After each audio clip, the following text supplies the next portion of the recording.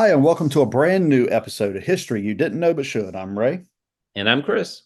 and today we're going back to World War II. And Chris, we're going to be talking about a subject that we've somewhat, excuse the pun, swiped at before, but we're going to sort of be focusing in a little bit more, and that's the battleship North Carolina. Now, last time we discussed the battleship North Carolina, I think we did it from more of a generic point of view, just sort of a general overview of what's sometimes referred to as the showboat. This time we're going back to 1942 when the battleship North Carolina was hit by a Japanese submarine torpedo and the damage it did to the ship. Yeah, and talking about this beautiful vessel, which is still on display in Wilmington, North Carolina, but it was called the Showboat for a very specific reason because it was one of the premier ships that was used during World War II, and it had a very prevalent presence with the fight going on with the Japanese. And so it is important to kind of look back at to it does have a unique history in so many ways, but one thing that is probably not as talked about is the torpedo hit that it took on September 15th, 1942. Yeah, and I'll tell my listeners that right now this summer, one of the classes I'm teaching is North Carolina history. And this week is the last week of the class when we're recording this episode. It's the last week of the class, and students are doing some work actually on the battleship North Carolina. So some of this battleship stuff is sort of fresh in my head, Chris. Um, but one of the things that is interesting to me um, is that when Pearl Harbor was hit, when the Japanese attacked Pearl Harbor, the battleship North Carolina was actually still going through some exercises. It was still in the Atlantic, obviously, still going through exercises, and it was sent to the Pacific before all of those exercises could be completed. So it was sent it was sent to the Pacific Ocean while I guess you could say it was still being tested. But when it arrived at Hawaii, when it arrived at Pearl Harbor, sailors aboard the ship said that people were cheering. And there was one sailor, I'm sure he's since passed away, who was on the ship, said that it was almost like they thought we had won the war and we hadn't fired one shot yet. Yeah, because it did. I mean, it was this battleship, and it wasn't just a battleship, but it was a fast battleship, which allowed them to be able to maneuver quickly, and it was something that had not been seen before. Of course, it has these large guns, as you've mentioned, and I mean, it's a very large ship. I think it had something like 3,000 enlisted men on there, so it wasn't like you had just a simple ship that was going on, but that this is a ship that will truly survive many close calls and many near misses, and one of those being when it was hit by the Japanese torpedo. And usually when you think about in the war, when you think about a torpedo hitting a ship, you immediately think that the ship's going to be sunk, that it's Right. destroyed, it's devastated. There's no more of that ship. But the quick response from the crew, as you mentioned, ensures that not only does the ship survive, but it's actually able to keep up with all of the other ships that are in the area during this time. So, very, very interesting ship, and it's got a unique history. So, I think our listeners will enjoy kind of learning about the near miss that it had, even though it was hit. Yeah. So it's September 1942. The North Carolina, the battleship, is traveling with the USS Wasp and the USS Hornet, among other ships. There's not just the three, there's other ships as well, in the Pacific Ocean. They're escorting transports carrying the 7th Marine Regiment um, that's going to be coming in as reinforcements. So the battleship North Carolina is sort of acting in its normal role, almost like a bodyguard type of thing. And it is traveling with these ships when there is a submarine, a Japanese submarine The Japanese submarine I-19 fires 6 torpedoes. And of course, these are underwater torpedoes, and they are fired at the USS Wasp. Now, the USS Wasp was an aircraft carrier. It was a relatively new ship as well. It had been commissioned in 1940. And like I said at the beginning of this episode, the battleship North Carolina really, hadn't even been through all its testing. So it was a brand new ship. The Wasp was about 2 years old at this particular point. She is a aircraft carrier, and this Japanese submarine fires at the USS Wasp 6 different torpedoes.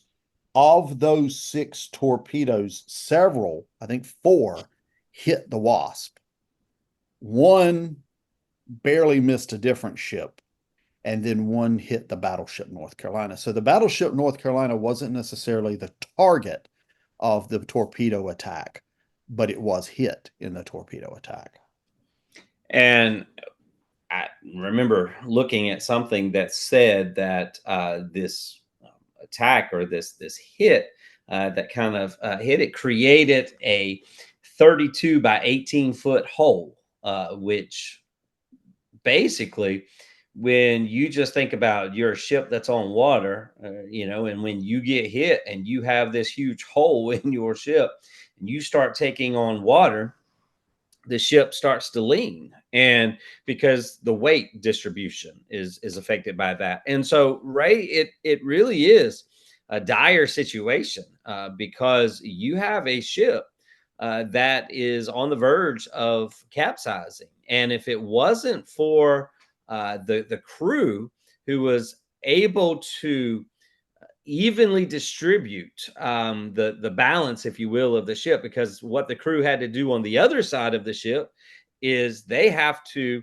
flood certain compartments so that you can have the equal distribution of water that keeps the ship afloat. And that's really thanks to the alertness and the the genius, if you will, of those other individuals who are saying, "Hey, here's what we got to do. We've got to flood our ship to keep it from sinking."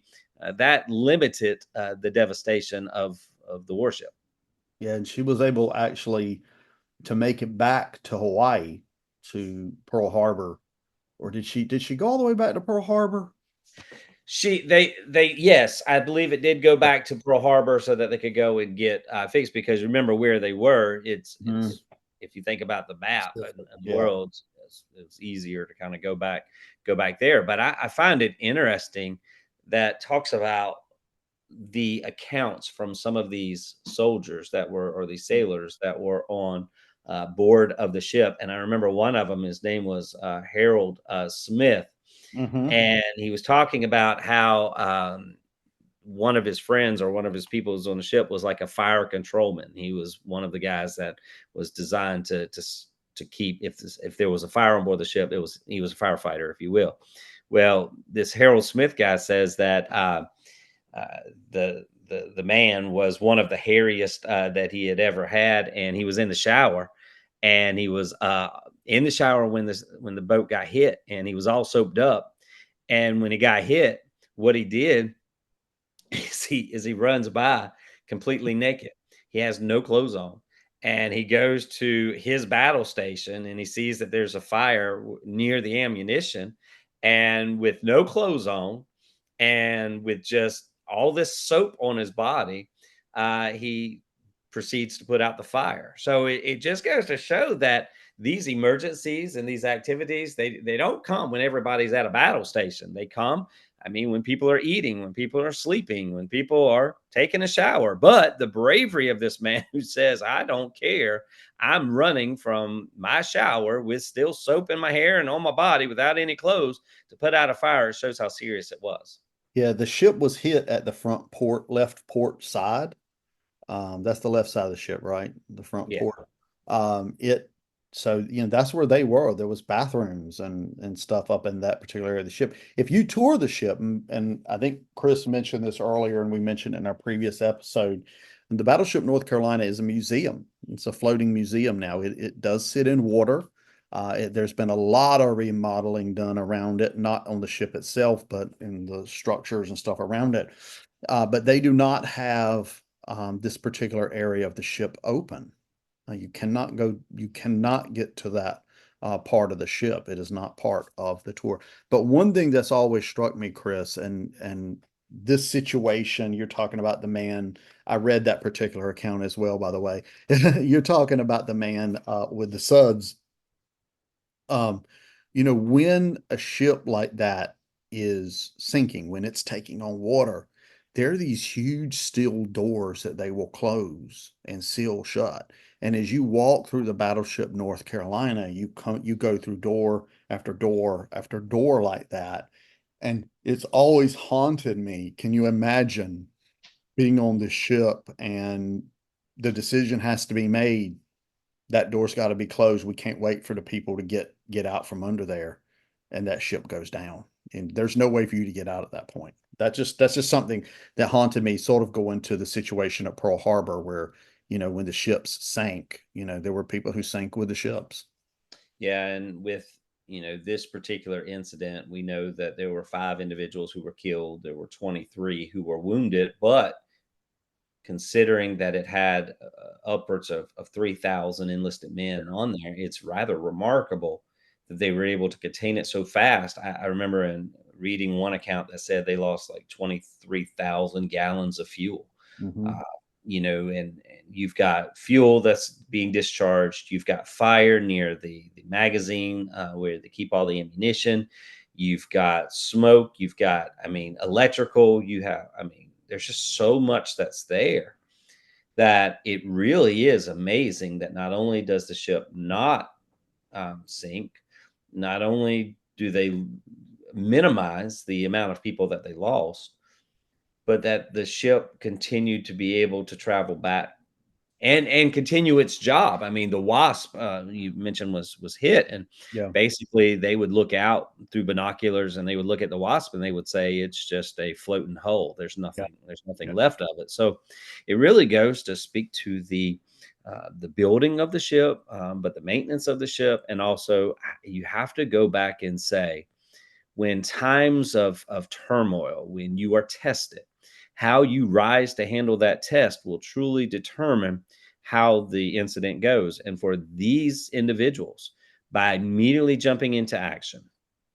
saved a ship, but also was able to show the world that America was tough. America was a very strong naval superiority reigned because at the end of the day, we're fighting in the Pacific. We're well aware, well away from America, and so this is a huge moment on the world stage in 1942 because this war doesn't end until many years later. But I do think that it kind of gave the enemy pause to see just how powerful the military was in America.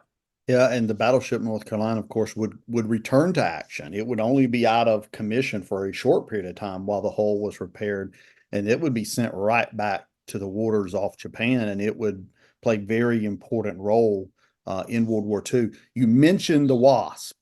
Okay. When the Wasp was hit, and I just learned this, so I've got to get it in. You know how it is. You learn something, it's like, I got to say this.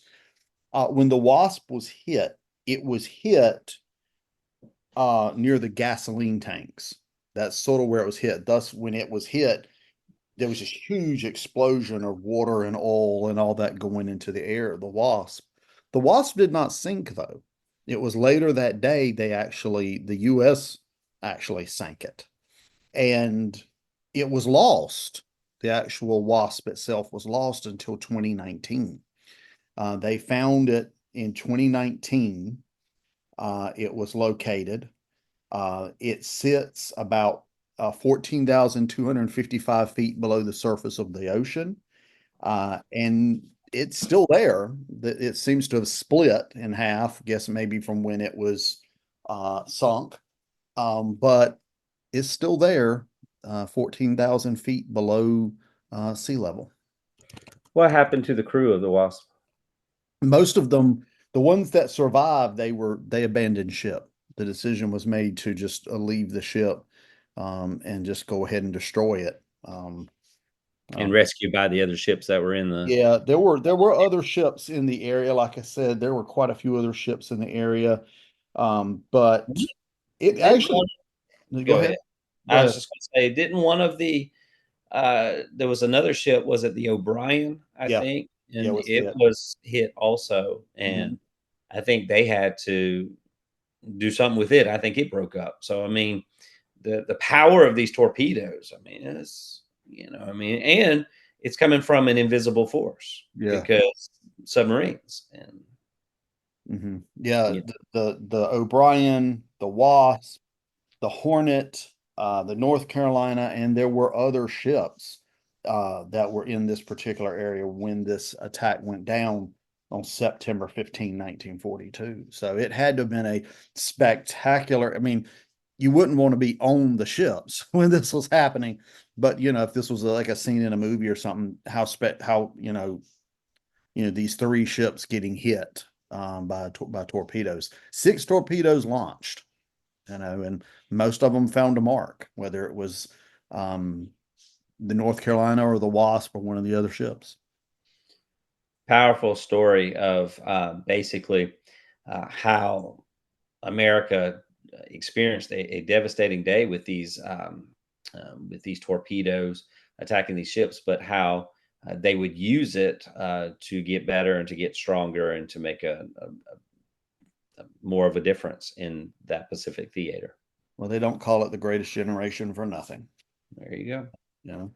Well, Chris, I've enjoyed this episode of History You Didn't Know But Should. Hopefully, our listeners learned something about the battleship North Carolina, about the Wasp, about the events that happened that September of 1942. As always, we ask our listeners to share this podcast with their family and friends, to like us on Spotify, leave a comment if you can, and we will see you next time. Until then, I'm Ray. I'm Chris. We'll talk to you later.